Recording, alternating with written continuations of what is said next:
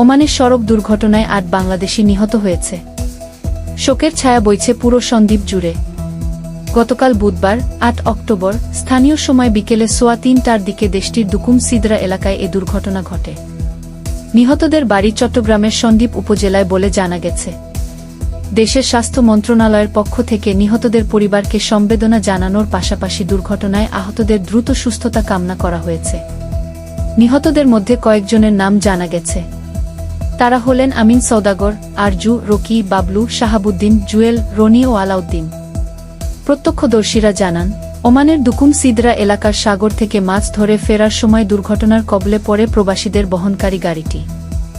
এ সময় মাছবাহী একটি কন্টেইনার ট্রাকের সঙ্গে সংঘর্ষে তাদের গাড়িটি দুমড়ে মুচড়ে যায়। এতে ঘটনাস্থলেই ৮ জন নিহত হন। ওমানে বাংলাদেশ দূতাবাসের সচিব শ্রম আসাদুল হক গণমাধ্যমকে জানান, দুর্ঘটনাস্থলেই ৮ বাংলাদেশি শ্রমিক নিহত হয়েছেন। এ ঘটনায় চালক গুরুতর আহত হয়েছেন। আহত চালককে উদ্ধার করে নিকটবর্তী একটি হাসপাতালে ভর্তি করা হয়েছে। দুর্ঘটনার খবর পেয়ে বাংলাদেশ দূতাবাসের এক কর্মকর্তা ঘটনাস্থলে পৌঁছে প্রয়োজনীয় সহায়তা দেন। বর্তমানে মরদেহগুলো মর্গে রাখা হয়েছে। আইনগত প্রক্রিয়া শেষে মরদেহগুলো পরিবারের কাছে বাংলাদেশে পাঠানোর ব্যবস্থা করা হবে।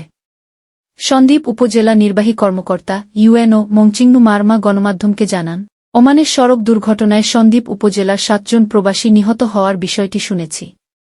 বিশদ জানতে খোঁজখবর নেওয়া হচ্ছে।